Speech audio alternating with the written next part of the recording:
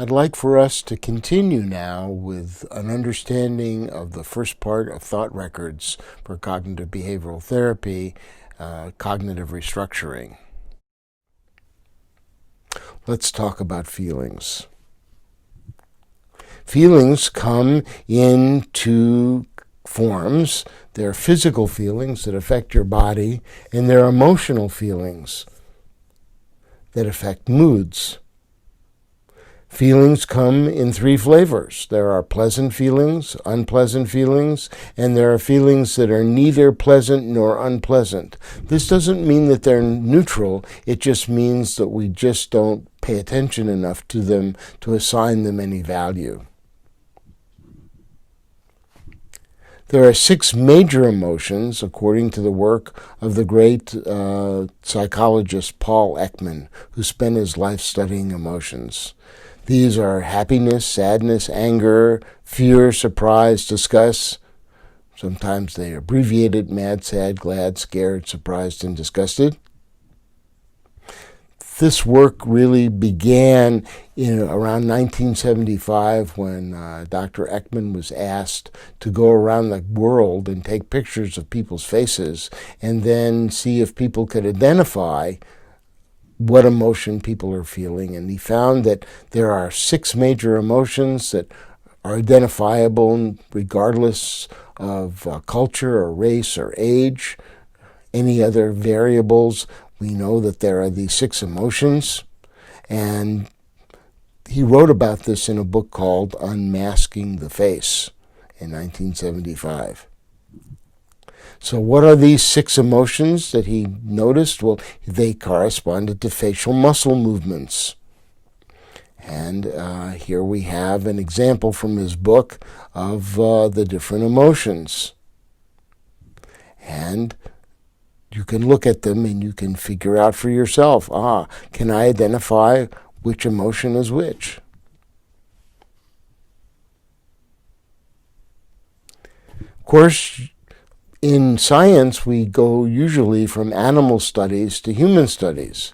But what if we went from human studies to animal studies and we could figure out what emotions animals would be having? Maybe there's a study that has been done on dogs' emotion, for example. We have an example of that. It's good to have a little fun with the subject. Also having fun with this subject was a movie that was made by Peter Docter and Pixar called Inside Out.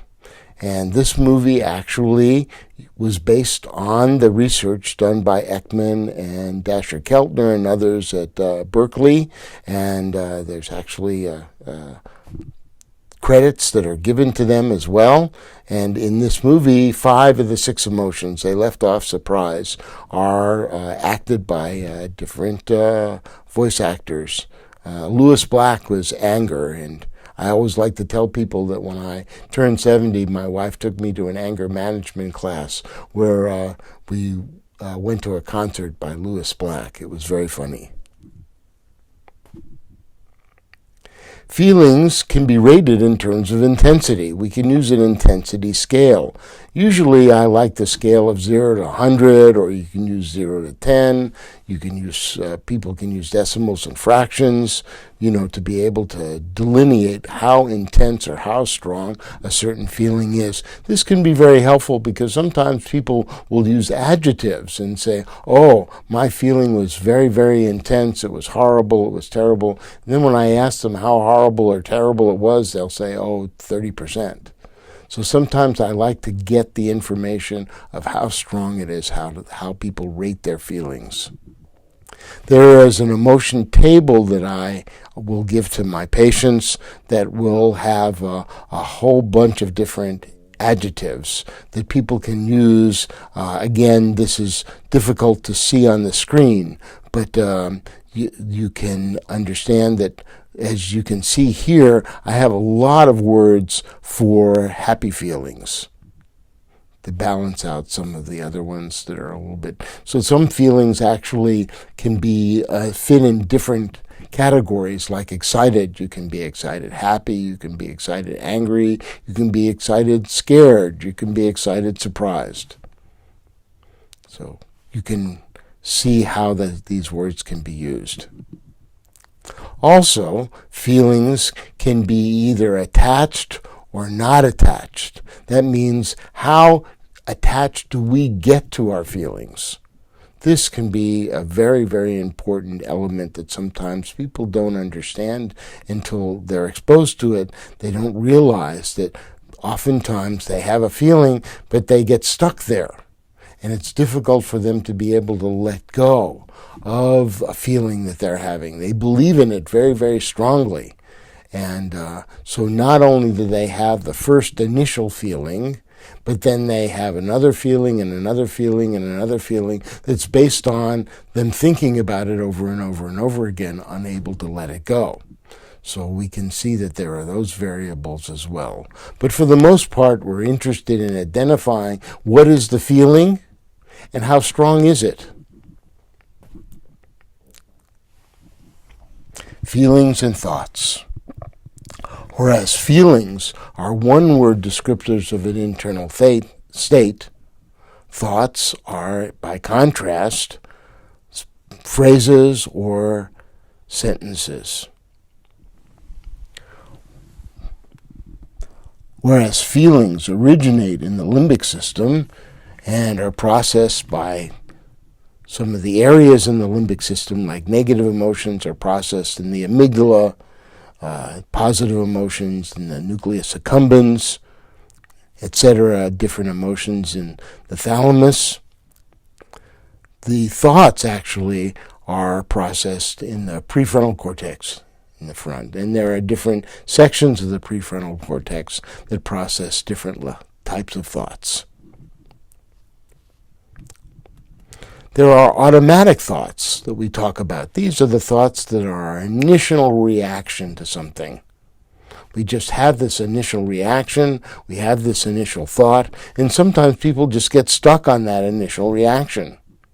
Whereas other times we have what's called metacognition. We think about the thoughts that we have and we say, I don't really want to just have this thought. I want to think about this thought, see if it really is true. See if there's another way that I can look at it, try to come up with a different alternative. And there are specific skills that we can use to help people come up with different alternatives. For right now, we're going to just look at how we're going to work with automatic thoughts. So automatic thoughts also come in different forms. I'm going into a little bit more depth than they go into in Mind Over Mood. One type of thought is called the discriminating thought. We can get information from our senses.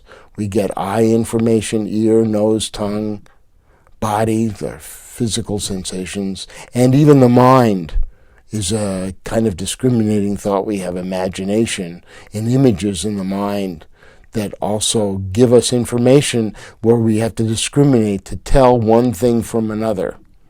So when we look at a table, we know that it's different from a chair. When we're working our job, we're able to discriminate between different types of data or different jobs or things that we need to do in order to be able to accomplish a certain task. And we're not thinking about anything else except that data that we're getting from our senses and from our brain. Discursive thoughts also are self-referential, and really the main topic is ourself or people that we care about, people in our world. And so we create this drama or storyline about what it is that's going on, usually with ourself as the center of this drama. I like to call it the drama-rama. So when we do thought records, oftentimes it's because something is going on in the world that we believe is affecting us and it's bothering us, causing us trouble. And because we are the center of what it is that's happening, we say, these are the discursive automatic thoughts that I need to work on. And there are also contemplative metacognition thoughts that we have that help us to understand how to grow, how to be of greater benefit to others, as well as to ourselves. So when we look at a thought record, we can really examine and see what's going on in the thought record. So here is a thought record from a 16-year-old female who is in trouble with her family. And she says, my friends can go out, but I am grounded. And my mom wants me to watch my baby brother, and then I'm just kind of stuck at home. So she has feelings of helplessness, hopelessness of 95, anger of 95, sad 75, and frustrated 80. And then when she has her automatic thoughts, this is never going to get any better. She rates that very high. The most hot thought. So this is what we're looking for, is what is the most intense thought? Yes. It's not fair that I am stuck here. And then she has other thoughts. I'm missing being with my friends. I don't know how to fix this. But this hot thought is the one that we're really going for to understand. We're going to be working on that in part 2, the most intense thought, usually related to the most intense feeling. So her initial behavioral response is she runs out the door yelling at her mom before her mom can leave to go do what she needs to do. And she rates this effectiveness as 20. At least she gets the short-term pleasure of getting out of the house. Later we'll see how this turns out. So there are many examples that we can give about situations, feelings, thoughts, and behaviors. Right now, we're in the middle of a coronavirus, COVID-19 pandemic. So that's a situation that I'm having to face, and maybe many of you have had to face this. And so I have feelings about it just as you do. I'm anxious, pretty anxious, depending on, particularly if the situation is that I have to go to the grocery store, my anxiety might be much higher. Maybe 80%. And I'm also sad when I hear about people who have gotten sick and passed away. And I'm concerned about other people as well. So I can rate all of these feelings as being significant in my life at this point. But I'm also hopeful that we're going to come up with some treatment and also a vaccine. So I can rate that as well. My office is around the corner from one of the big pharmaceutical companies, Pfizer. So perhaps I will be able to stand in line, or my friends will be able to stand in line. We'll see. So I have these thoughts. I have to wear a mask. I don't like wearing a mask all the time. My thought might be that, I'm concerned about my loved ones. I don't want them to get sick. I have thoughts about, all of the effects that this has on our culture and our schools and kids going back to school. I have thoughts about how these things affect my patients, how they're having more difficulty as well. The thing that probably bothers me the most right now is, right at this moment, is how this is going to affect our culture and people going back to work, going back to school, how it affects our economy. These are the things, this is probably my hot thought. So my behavioral response is to wear a mask and socially distance as much as I can. When I see other people out there not wearing masks, not social distancing, I have to use good judgment as to how to restrain myself at times from making a comment, because I don't want to make things worse. But I wish them the best. So these are some of the things that are going on. I don't know how effective that is. So I might only rate that 50, 60% effective. But it's the best that I know how to do right now. So I hope that these examples give you a little bit of insight as to how a person could use Thought Record Part 1, which is not specifically designed to solve all of the world's problems or any problems. That's more of Part 2. So I look forward to talking to you about Part 2 in our next episode of Cognitive Behavioral Therapy. Please be well and be safe. Thank you for listening.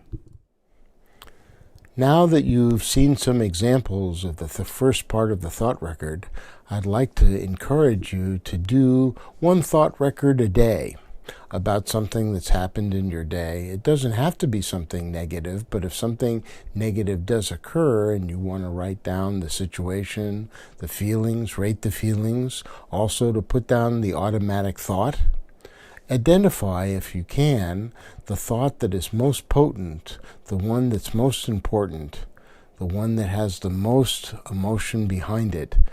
We call that the hot thought. To circle that, and then to put down what behaviors you did and how effective they were. So I'd like for you, again, to practice this on a regular basis, one thought record a day for this next week or two. Let's see what happens when you bring those into your therapist. Thank you.